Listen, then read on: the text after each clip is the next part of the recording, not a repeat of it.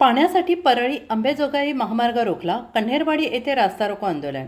कन्हेरवाडी साठवण तलावातील पाणी नदीपात्रात सोडण्याच्या मागणीसाठी आज 9 एप्रिल रोजी जिरेवाडी बायपास येथे राजेभाऊ फड यांच्या नेतृत्वात तीव्र रास्ता रोको करण्यात आले. प्रशासनाच्या वेळकाढू धोरणामुळे संतप्त झालेल्या शेकडो कार्यकर्त्यांनी शेतकऱ्यांनी सकाळी 10 वाजल्यापासून महामार्ग रोखून धरल्याने वाहतूक पूर्णपणे ठप्प झाली.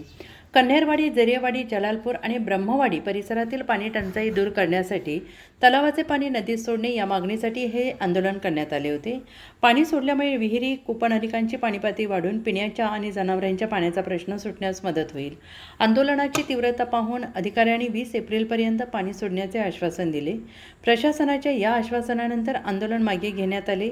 पाणी न सुटल्यास यापेक्षाही तीव्र आंदोलन करू असा इशारा राजेभाऊ फड यांनी यावेळी दिला आहे.